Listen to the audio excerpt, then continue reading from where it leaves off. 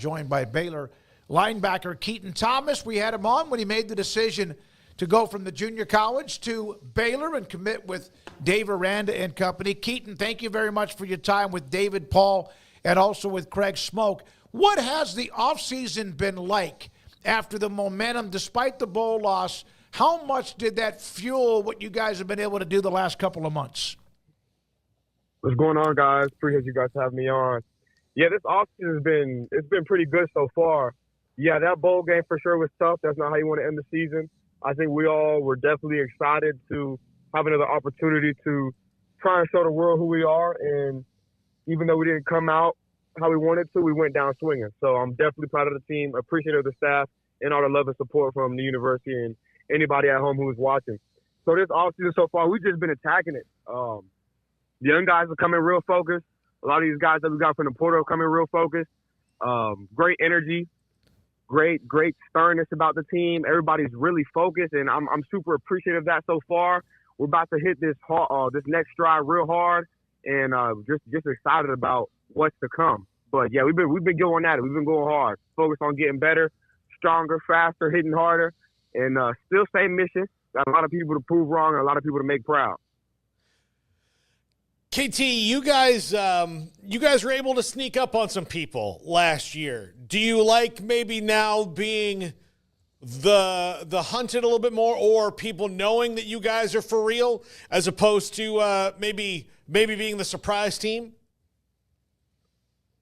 Yes, sir, for sure. It could be said that we're still doubted a little bit. I would say I've always been the type of guy who likes to be overlooked. So then when we hit you in the mouth, it's kind of like, woof, it's a little flabbergasted. But I'm sure there's definitely a couple of teams this year who we play. Our game is circled versus them, and they're going to want to come and take us down, and vice versa for us. But definitely excited about that role and the genre changing a little bit for us this year. Keaton, I know you were asked about playing with Matt Jones back in the fall at some point, but now, he's moving on. Finally, his eligibility is up, and when you look over, you're not going to see him. Just what was that experience like playing alongside Matt Jones, and maybe what are some of the things that you picked up or just things that you will carry over from this past season when it comes to the linebackers and just kind of leading the way and helping keep the charge going? Yeah, Matty Ice, Matt Jones, 101. Great teammate, great leader, just dependable guy, knows what's going on 24/7, understands the subtle nuances. Playing with him I was basically the rookie and he was the vet. So super appreciative of everything that he taught me, just watching him, watch tape, watching how he approaches practice, how hard he goes and everything that he does, and how he is off the field as well. A great citizen, great human being, great husband, great father. So super proud of that guy. It was such a blessing to play with him, and it'll definitely feel different, but it's my turn. The torch has been passed to me, and I'm going to make sure that what he did for me, I'm going to do with the guys and so on and so forth. What was the biggest transition for you once you settled in at Baylor, coming in from Northeast Mississippi Community College? What was maybe the most, not difficult, but the one transition that maybe took you a little bit longer? I would definitely say it would have to be playbook-wise. We're super in-depth into everything we do. We do a lot of rigorous schematics when it comes to the playbook. And coming from JUCO, we do a good bit, but definitely not as much as we do here.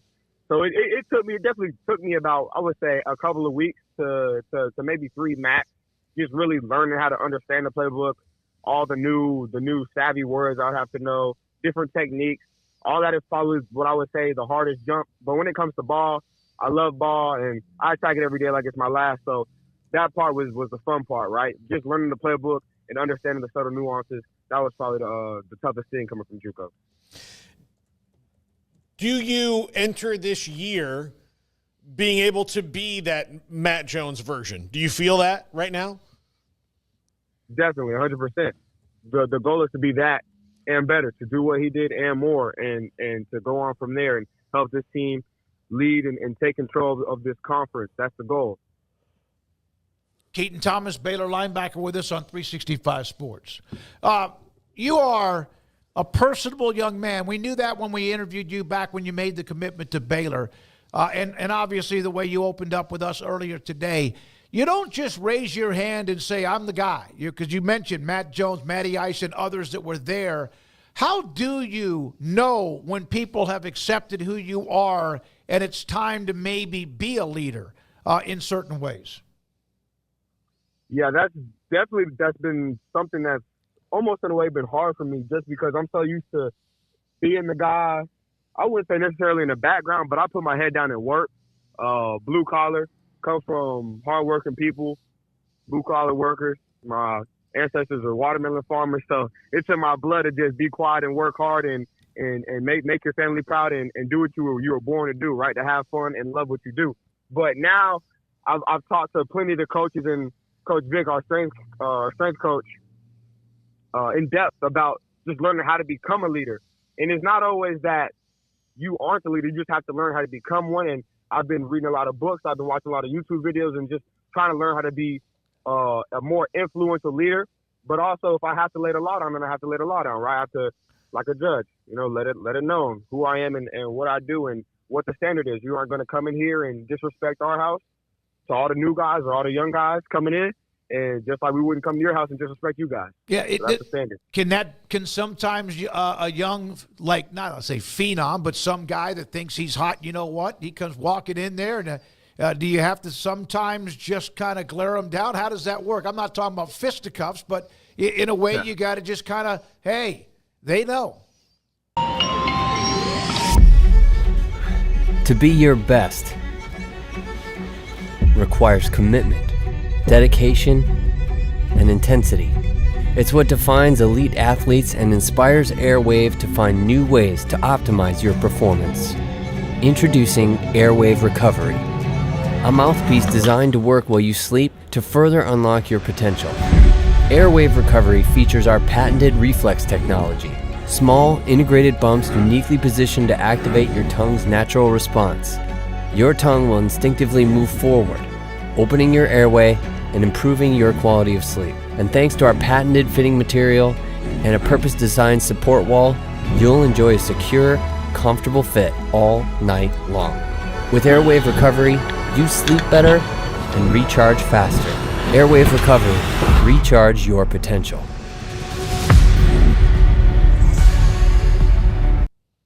Definitely. It's always that look, that sternness. If it gets to the point where I need to say something, I will. I'll be the first one to say something. Good, bad, or indifferent. But at the end of the day, what it comes down to is holding each other accountable, not being individuals and being one team, one solidified person every time we step on that field, no matter what it is, whether it's a workout, it's practice, a game, or even just an event at the school or in the community. It's all about, not being individuals and being one team. And so if they don't understand that, then they have to go. You were initially a wide receiver, right? Yes, sir. Okay. When did you make the transformation, not just physically, but mentally, to being a linebacker? Because it's the two most opposite jobs on the football field. Definitely. So at first it was mentally switching to safety senior year, right? And then from there it went to my first year at JUCO was my first year playing linebacker. And really, I would say it's crazy because a lot of things that I learned offensively, you use defensively. There's a lot of things that you can understand schematically and almost in a sense have foresight on the play because you understand both sides of the ball now. The only thing that I would say has changed is that I get to let that beast out. When you play offense, you got to be a little nice. You got to be a little pretty. But when you're on defense, you get to let that beast out and be wild, have fun, be free, and go hunt. You feel like what are we? We're humans. We're animals. So you get to be almost like back in the day, a Neanderthal per se. Go hunt. Go get your food. Make your money. If you were an animal, what animal would you like to be? Definitely a jaguar. That's my favorite animal. Jaguar? Yes, sir. Yeah. Dude's from Jacksonville, of course. No, I know, but that sleek jaguars are such a beautiful, beautiful cat. I mean, they really, really are. All right, you mentioned about the watermelon farming back that was a part of your family's ancestry. When was the first time you ever were old enough and strong enough to pick up what was a nice-sized watermelon? It would have been, what was I? I was about, I want to say 8. We were over in Meigs, Georgia. That's where my dad's side is from. Little country town, really not even big. It's right across from Thomasville, Georgia. And I was out there with my great uncles, and they're showing me the farm. Watermelon right there, you got to plop that sucker up. That's the only way to do it. Those things can be a load, though. Hey, you could tweak it back if you're not careful back when you were younger, right? Oh, yeah, definitely. You definitely have to have a straight back. It helps with squats, too. Perfect technique. I've been through there. When I went to school in Tallahassee, so driving up through Georgia, I just looked at a picture. I very much recognize this. So, yes, I mean, I wasn't there long, clearly, but I do recognize it, man. That is a very, very small country town. Keaton, I know that you haven't gotten to see a lot of the new guys totally yet because you've got some coming in, but have you been impressed? What have you noticed about some of the new guys that have come into the squad here in the spring? Definitely. The freshman, his name is Bo Anu.